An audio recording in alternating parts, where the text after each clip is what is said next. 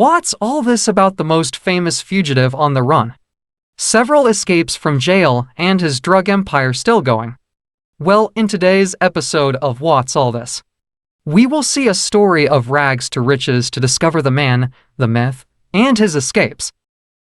We start with a character called Joaquin El Chapo Guzman, who was born into poverty in the Mexican countryside, became a symbol of both immense power and ruthless ambition. His journey, marked by hardship and fueled by audacious escapes, illuminates the complex realities of organized crime in the region. Guzman's childhood in Sinaloa was far from idyllic.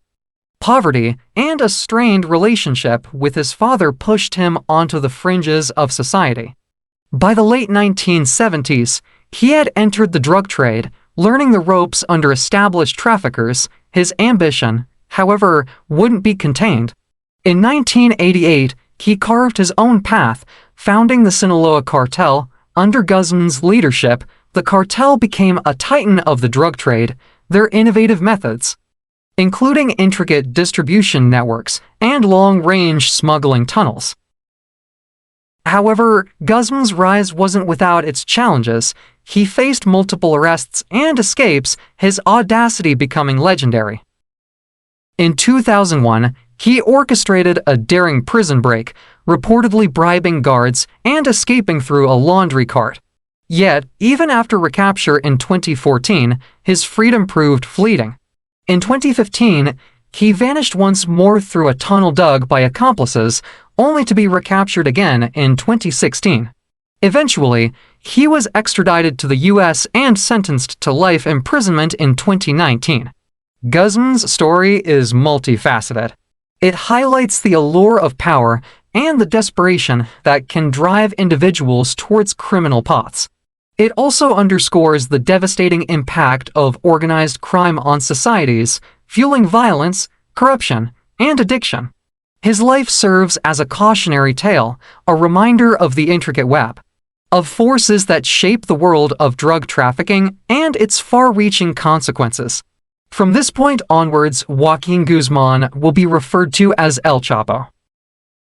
In the 1980s, the Guadalajara cartel reigned supreme in Mexico's underworld, and was led by underworld figures like Miguel Angel Flix Gallardo and Juan Jose Esparragoza Moreno, otherwise known as El Azul.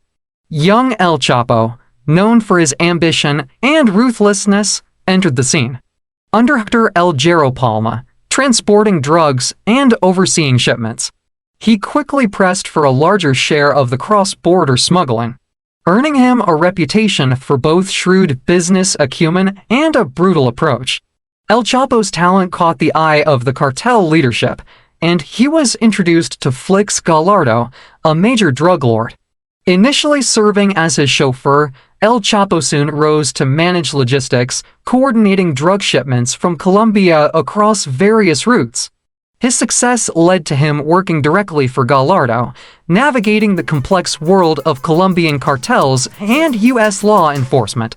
Shifting power dynamics, previously, Mexican traffickers acted as middlemen for Colombian groups, primarily using the Caribbean corridor. However, increased U.S. pressure in the mid-80s forced the Colombians to cede control, handing more power to Mexican organizations like Gallardo's. This shift significantly impacted the regional landscape, granting Mexican cartels greater leverage over their counterparts. However, while El Chapo was rising within the Guadalajara cartel, unseen forces were already at play. The U.S. Drug Enforcement Administration (D) was laying the groundwork for undercover operations in Mexico, unknowingly setting the stage for future confrontations and power struggles. In the mid-80s, the Mexican drug landscape shifted dramatically. The brutal murder of D agent Enrique Camarena by the Guadalajara cartel, orchestrated by Flix Gallardo, triggered a U.S.-backed crackdown. This crisis presented an opportunity for ambitious figures like Joaquin Guzman, who capitalized on the chaos to gain power within the cartel. Following Gallardo's arrest in 1989, a meeting was held to divvy up the cartel's territory. From the ashes emerged the Sinaloa cartel, led by Guzman, Ismael El Mayo Zambada, and Hector El Gero Palma. El Chapo specifically controlled key drug corridors between Mexico and the U.S., strategically positioning himself for future expansion. Building a network of properties and operations, El Chapo amassed significant wealth. Investing in numerous properties across Mexico, many disguised as regular homes.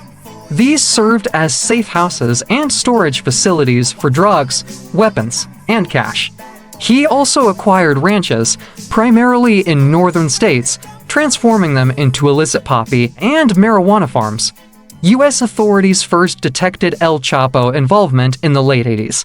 He was accused of coordinating large-scale shipments of cocaine and marijuana to the U.S., amassing substantial profits. This led to indictments in Arizona, highlighting his growing importance within the Sinaloa cartel. El Chapo pioneered innovative methods to evade detection. He employed a piecemeal strategy, breaking down large shipments into smaller, less conspicuous quantities. Additionally, he revolutionized smuggling by utilizing sophisticated tunnels beneath the U.S.-Mexico border, allowing for discreet drug movement. El Chapo, in collaboration with Palma, also devised creative ways to disguise drugs. They packed cocaine into chili pepper cans, labeled La Comadre, and transported them by train. The profits were returned in suitcases filled with millions, delivered through corrupt customs officials who ensured their safe passage. A portion of these funds allegedly went towards bribing government officials. By exploiting opportunities, employing innovative tactics, and engaging in corrupt practices, Guzman transformed the Sinaloa cartel into a major player in the global drug trade.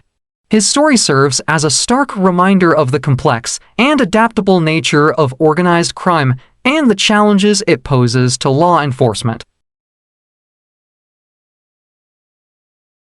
The fracturing of the Guadalajara cartel in 1989 sparked a bloody feud between the newly formed Sinaloa cartel, led by Joaquin El Chapo Guzman and Ismael El Mayo Zambada, and the Tijuana cartel under the control of the Arellano Flix brothers. This conflict, spanning for years, was marked by escalating violence and ruthless tactics. Upon Flix Gallardo's arrest, control of the lucrative Tijuana corridor was given to the Arellano Flix brothers. However, distrust arose when Javier Caropane, cousin of Rafael Caro Quintero, fled to Canada instead of joining the new leadership. This sparked suspicion and anger in the Sinaloa cartel, leading to the brutal murder of their envoy, Armando Lopez, by Ram Arellano Flix. This act initiated a cycle of revenge, with the Arellano Flix brothers resorting to horrific tactics like beheadings and the murder of Palma's children. The conflict escalated further, with the kidnapping and torture of 6 Sinaloa members by a Tijuana-linked gang, followed by a car bomb targeting El Chapo's property. This prompted a brutal response from Sinaloa, culminating in the killing of 9 individuals, including lawyers and family members of Flix Gallardo, believed complicit in the attacks. However, investigations were hampered by El Chapo's influence, with reports suggesting bribes paid to top officials effectively shutting down the case. The feud reached a peak with an assassination attempt on El Chapo by Ram Arellano Flix in Guadalajara. While El Chapo escaped unharmed, he was forced into hiding. Undeterred, Sinaloa retaliated by launching a raid on a nightclub in Puerto Vallarta, targeting the Arellano Flix brothers. Though they escaped, the shootout left 6 dead. Further killings of suspected associates followed, igniting violence across several Mexican states. The Sinaloa-Tijuana cartel conflict marked a turning point in Mexico's drug landscape. It showcased the ruthless methods of these organizations and their willingness to inflict widespread violence. Though eventually quelled, the conflict's legacy continues to resonate, highlighting the devastating impact of organized crime in the region. The brutal conflict between the Sinaloa and Tijuana cartels continued for another 6 months, but neither leader fell victim. In mid-1993, the Tijuana cartel sent their top hitman on a final mission: eliminate El Chapo in Guadalajara. Despite thorough planning and execution, their attempt failed. Mistakenly targeting a different car, the gunmen unleashed a hail of bullets, tragically killing Cardinal Juan Posadas Ocampo and 6 others in a shocking display of misplaced violence. The public outcry over the Cardinal's death was immense. Mexican President Carlos Salinas de Gortari condemned the criminal act but avoided mentioning organized crime's involvement. The government launched a massive manhunt, offering substantial bounties for the perpetrators. Guzman, fearing capture, fled through Mexico, seeking refuge in Guatemala. With a fake passport, El Chapo entered Guatemala, planning to continue to El Salvador. However, authorities were hot on his heels. A Guatemalan official, bribed with millions, betrayed him, leading to his arrest on June 9, 1993. Extradited to Mexico, he faced charges of drug trafficking, bribery, and the Cardinal's murder, later dismissed. Initially sentenced to 20 years, he was transferred to the infamous Punta Grande prison in 1995. From prison kingpin to global drug lord, El Chapo's rise. Despite his incarceration, El Chapo's influence remained potent. His brother, El Palo, maintained the cartel's operations, while associates ensured his lavish lifestyle within the prison walls. His drug empire, the Sinaloa cartel, thrived, becoming the wealthiest and most powerful in Mexico. After Palma's arrest, El Chapo assumed leadership. He shrewdly capitalized on rivals' misfortunes, like the 2003 capture of Osiel Cardenas, solidifying his position as Mexico's drug kingpin. His trusted allies, like Ismael El Mayo Zambada and Ignacio Nacho Coronel, further bolstered his power. El Chapo's influence extended beyond Mexico. Accusations emerged that his cartel bribed Honduran President Juan Orlando Hernández, securing crucial drug routes. His wealth, estimated at $1 billion, placed him among Mexico's richest men. He was even dubbed public enemy #1 in Chicago due to his network's reach. El Chapo's career transcended national borders, earning him comparisons to notorious figures like Pablo Escobar. His capture in 2014 marked a significant victory, yet his impact on the drug trade continues to be felt. El Chapo wasn't just notorious, he was dominant. By the time of his 2014 arrest, he was considered the largest drug importer into the United States. Capitalizing on power vacuums left by dismantled Colombian cartels and even emerging unscathed from crackdowns on rivals within Mexico. When the Amezcua brothers, leaders of the Colima cartel, fell on methamphetamine charges in 1999, El Chapo saw an opportunity. Partnering with Ismael El Mayo Zambada Garca, he leveraged existing cocaine smuggling infrastructure to seamlessly integrate methamphetamine production. This innovation became Guzman's personal venture, with him cultivating ties to China, Thailand, and India to import crucial precursor chemicals. Vast labs were constructed across several Mexican states, solidifying his control over the burgeoning market. El Chapo's nomadic lifestyle allowed him to cultivate contacts throughout Mexico, expanding operations to 17 states. He entrusted his trusted friend Ignacio Coronel Villarreal, nicknamed Crystal King, with managing meth production, ensuring his own position as the overarching leader. Despite facing U.S. charges and now being imprisoned in a Mexican jail, El Chapo's influence remained potent as ever. He reportedly used some of his considerable wealth to bribe prison guards to orchestrate his escape from prison in 2001. On the day he escaped, he simply vanished from a laundry. Best guess is he staged this escape within a laundry cart, leaving behind a network of accomplices, guards, officials, even a whistleblower later presumed dead, and a $2.5 million escape price tag. After staging his escape from the Mexican prison in 2001, El Chapo had set his sights on controlling the lucrative Ciudad Juarez crossing points held by the rival Juarez cartel. Despite their mistrust, the two groups had maintained an uneasy truce. However, El Chapo convened a meeting with his lieutenants where they plotted the assassination of Rodolfo Carrillo Fuentes, the Juarez leader. In 2004, this brazen attack shattered the peace, igniting a bloody war for control of drug routes. This single act, attributed to El Chapo's ambition, is estimated to have cost over 60,000 lives in the ensuing years. When President Felipe Calderon launched a military crackdown on cartels in 2006, El Chapo, unlike his rivals, seemed to thrive.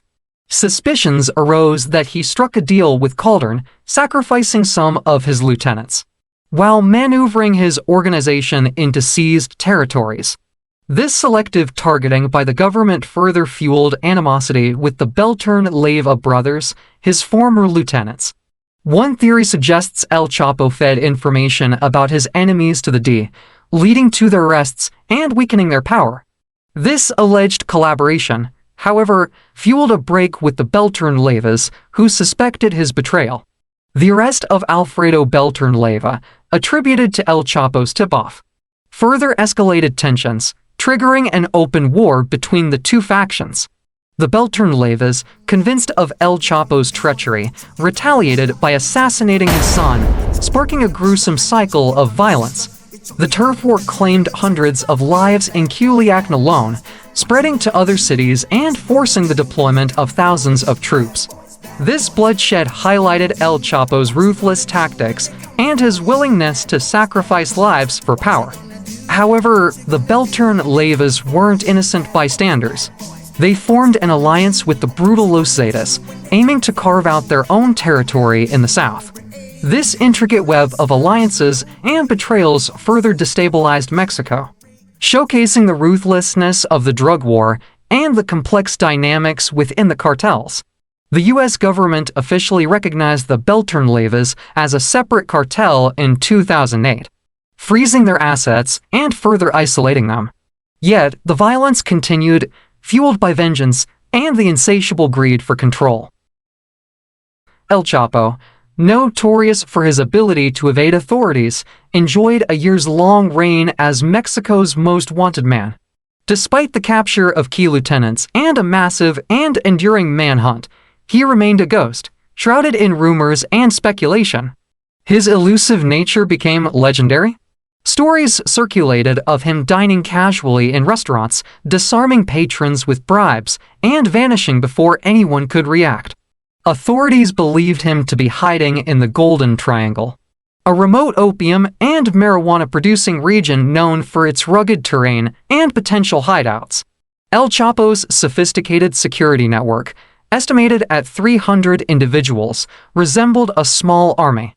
They utilized armored vehicles, aircraft, and sophisticated communications to keep him constantly on the move, blending into the local population through bribery and intimidation. Any attempt at an aerial raid was deemed futile, with his security team able to detect approaching aircraft and warn him in advance. Additionally, rumors of surface-to-air missiles further deter pursuers. Despite this near-impregnable defense, cracks began to appear. Arrested members of his security team revealed El Chapo's growing ventures. Out of his mountain hideout, venturing to cities like Culiacan and Mazatlan. Intelligence gathered from these arrests, coupled with reports of a family reunion, led authorities to a beachfront condo in Mazatlan in February of 2014. El Chapo, enjoying a few days with his family, was surprised by a pre-dawn raid by the Mexican Navy, supported by U.S. intelligence. He attempted to escape through a network of tunnels, but was apprehended in his bed alongside his wife.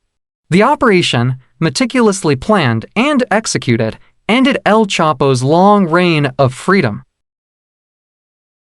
The capture of El Chapo in 2014 sent shockwaves across the globe, sparking a cacophony of reactions and igniting a complex legal saga. Mexican President Peña Nieto confirmed the capture via Twitter, expressing gratitude to security forces involved.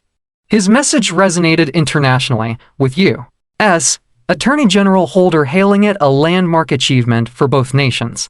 Leaders from Colombia, Guatemala, and Costa Rica joined the chorus, recognizing the capture's significance for regional anti-drug trafficking efforts. Even France extended its congratulations, highlighting their support for Mexico's fight against organized crime. Media outlets across the globe plastered the news on their headlines, with Mexico and El Chapo's capture dominating trending topics on platforms like Twitter. While the U.S. sought immediate extradition, Mexico prioritized pursuing domestic charges first.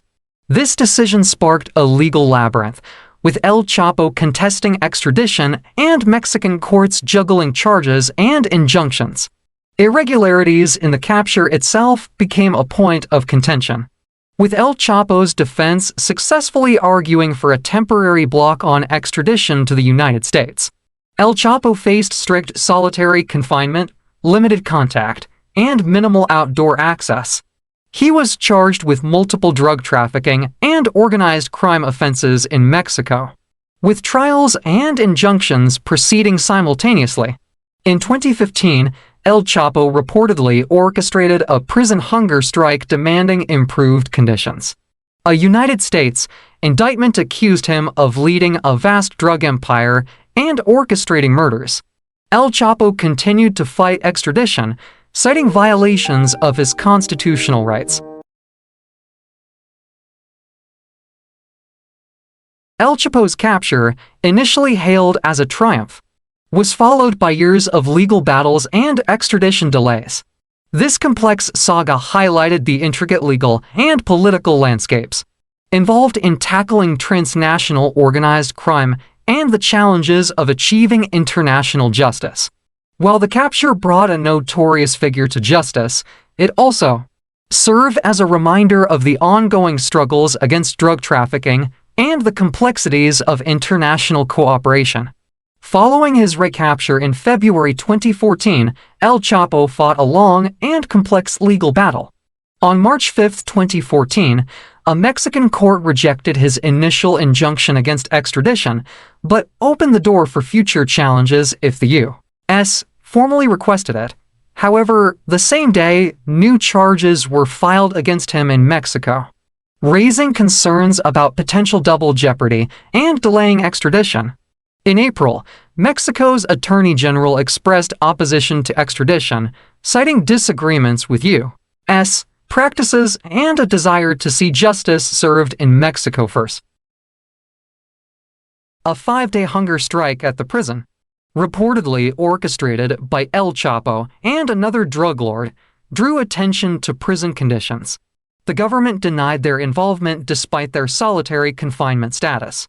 In September, the U.S. indicted El Chapo on charges of conspiracy to murder Mexican officials and rivals, alleging hundreds of violent acts and a vast drug trafficking empire.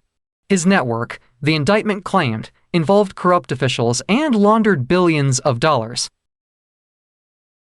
In November, a Mexican court granted El Chapo an injunction for weaponry charges due to irregularities in his arrest, highlighting potential violations of due process. In January 2015, anticipating a formal extradition request from the U.S., he again sought an injunction, citing potential violations of his constitutional rights. Mexico's Attorney General confirmed a pending U.S. extradition request from 2001 but stated it wasn't pursued earlier due to outdated information and witness difficulties.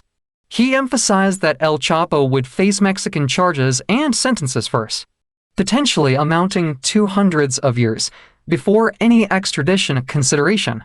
This timeline showcases the multifaceted legal battles surrounding El Chapo's case. The extradition process was entangled with domestic charges, allegations of violence, and concerns about due process, highlighting the complexities of international criminal justice. While the U.S. sought him, Mexico prioritized its own legal proceedings, demonstrating a nuanced approach to international cooperation and a desire to hold him accountable within its own system. In the annals of crime, few tales rival the audacious escapes and dramatic captures of El Chapo, one of the most notorious figures in modern history. The ever-resourceful drug lord, El Chapo, infamous for his escapes, continued to challenge his captors. In 2015, he escaped the confines of his prison cell through a meticulously planned tunnel a mile long. The project was carried out by several of El Chapo's accomplices, and it later came Tom Light, his wife, also played an integral role in the planning of the project, which took 1 year to complete. In order to allow for a rapid escape, the mile-long tunnel included the installation of steel rails on which a specially constructed motorcycle with metal train-like wheels were attached, so that in about 2 minutes El Chapo would already be 1 mile away from the prison and then transported by vehicle to allow him to be miles away before any recapture attempt could be started. This brazen escape sparked international outrage and highlighted the vulnerability of Mexico's supposedly impenetrable facilities. Therefore, a massive and all-encompassing manhunt was launched. From checkpoints to international alerts, every measure was taken to prevent his escape from the clutches of justice. Yet, despite the government's efforts, El Chapo remained elusive, casting doubts on the integrity of Mexico's security apparatus and sparking widespread criticism of governmental corruption. As authorities grappled with the aftermath of his escape, a covert operation unfolded behind the scenes. Colombian officials, renowned for their expertise in combating drug cartels, were enlisted to aid in the search for El Chapo, offering invaluable insights and strategies to apprehend him. However, fortune soon favored the forces of law and order. Acting on a tip from vigilant citizens, including a chance encounter with actress Kate Del Castillo and actor Sean Penn, new light was shed on El Chapo's elusive whereabouts, which turned out to be a remote hideout nestled in the mountains in Los Mochis, Sinaloa. Authorities swooped in on a house there, identified to be where El Chapo had taken refuge. In a swift and decisive operation dubbed Operation Black Swan, Mexican special forces, aided by the Army and federal police, breached the hideout, initiating a tense standoff that culminated in El Chapo's capture. During the raid, 5 gunmen were killed, 6 others arrested, and 1 Marine was wounded. In the aftermath of his capture, authorities uncovered a cache of weapons and vehicles, underscoring the magnitude of El Chapo's criminal enterprise. The Mexican Navy said that they found armored cars, 8 assault rifles, including 2 Barrett M80 to sniper rifles, 2 M16 rifles with grenade launchers, and a loaded rocket-propelled grenade launcher. Despite desperate attempts to bribe his captors and warnings of impending retaliation from his cartel associates, El Chapo was swiftly subdued and transported to Mexico City, where he faced the press before being returned to the confines of a maximum security prison. Yet, even as justice prevailed in his arrest, the shadow of El Chapo's reign of terror loomed large, serving as a grim reminder of the enduring struggle against organized crime. The capture of El Chapo reverberated globally, eliciting a mix of relief, commendation, and renewed vigor in the fight against organized crime. Secretary of the Interior Miguel Angel Osorio Chong, alongside top military officials, delivered the news to a gathering of Mexico's diplomats, sparking jubilant chants of Viva Mexico and a spontaneous rendition of the national anthem. Colombian President Juan Manuel Santos hailed Guzman's arrest as a significant victory in the battle against drug trafficking. Lauding Mexican authorities for their unwavering pursuit of justice, United States Attorney General Loretta Lynch echoed the sentiment, praising the tireless efforts of Mexican law enforcement in bringing El Chapo to justice. However, amidst the celebrations, the arrest of Emma Coronel Esporo, El Chapo's wife, cast a shadow over the proceedings. Esporo, accused of aiding her husband's criminal activities, was apprehended at Dulles International Airport, facing charges of conspiracy to distribute narcotics in the United States. While she remained without charges in Mexico, her family's entanglement in drug-related offenses underscored the pervasive influence of El Chapo's cartel. Meanwhile, efforts to extradite El Chapo to the United States intensified following his capture. Despite legal challenges mounted by El Chapo's defense team, a renewed extradition process was initiated, culminating in his handover to U.S. authorities on the 19th of January 2017, housed in the maximum security wing of the Metropolitan Correctional Center in New York. El Chapo faced a litany of charges ranging from drug trafficking to murder in multiple U.S. federal courts, amidst heightened security measures, including anonymous jurors and armed escorts. El Chapo's trial commenced in November 2018, culminating in his conviction on all counts in February 2019.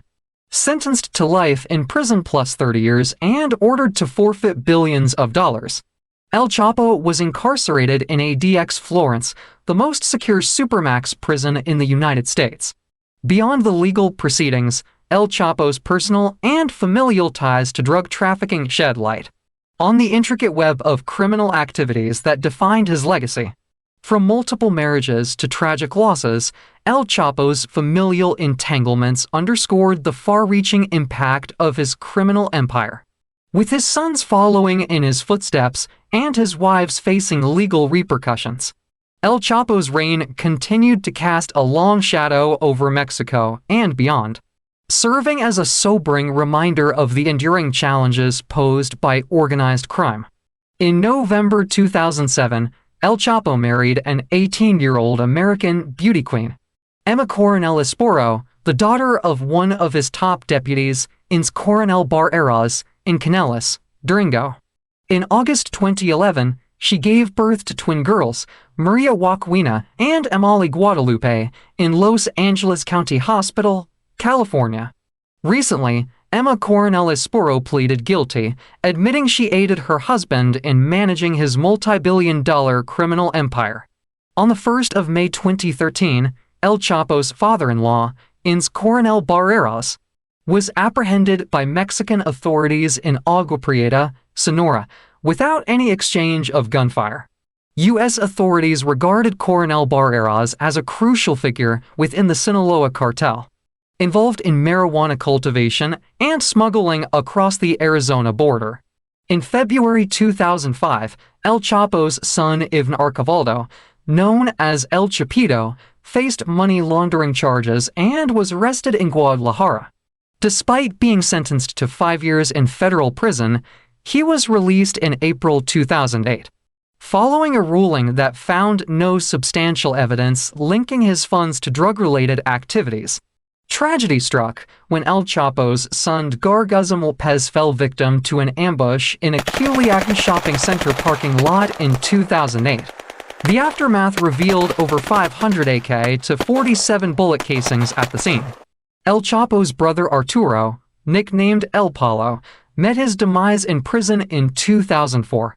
Another of El Chapo's sons, Jess Alfredo Guzman Salazar, also known as El Gordo, faced federal drug trafficking charges in 2009 alongside his father. Described as a pivotal figure within the Sinaloa cartel, he and his mother, El Chapo's former wife Mara Alejandrina Salazar Hernandez, were added to the U.S. financial sanction list under the Kingpin Act in June 2012. The United States Treasury Department's sanctions labeled Salazar as El Chapo's wife, further underscoring their involvement in cartel activities. Jess Guzman Salazar's detention by Mexican Marines in Jalisco in June 2012 initially appeared to be a significant arrest, but later turned out to be a case of mistaken identity. In 2012, Alejandrina Giselle Guzman Salazar, claimed to be El Chapo's daughter, was arrested on fraud charges for entering the United States with a false visa.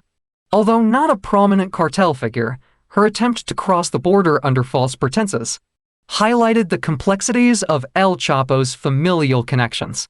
Following another manhunt, in 2019 El Chapo's son Ovidio Guzman Lopez was arrested and imprisoned. Tragedy continued to haunt El Chapo's family when Obed Cano Zepeda, his nephew, was fatally shot along with 2 other guests during a Father's Day celebration in Culiacán on the 17th of June 2012.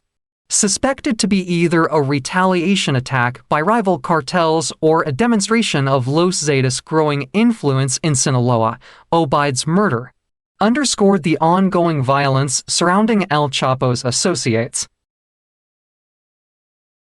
Today, El Chapo is under lock and key in a United States maximum security facility at the DX Florence, which is also referred to as the United States Penitentiary Florence, located in Florence, Colorado.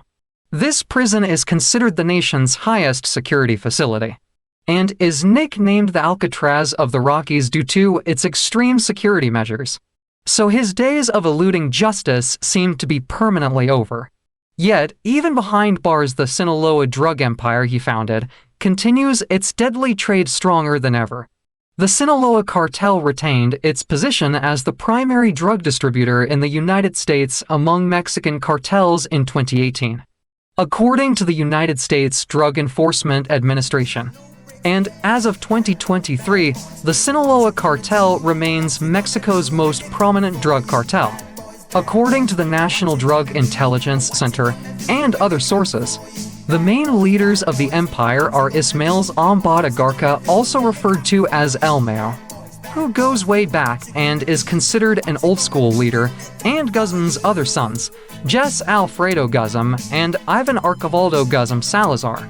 And somewhere in the recesses of a cunning mind, maybe, just maybe, a faint flicker of hope by El Chapo could lead to one last, against all the odds impossible escape.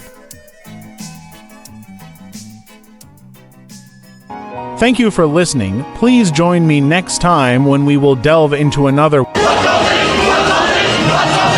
episode.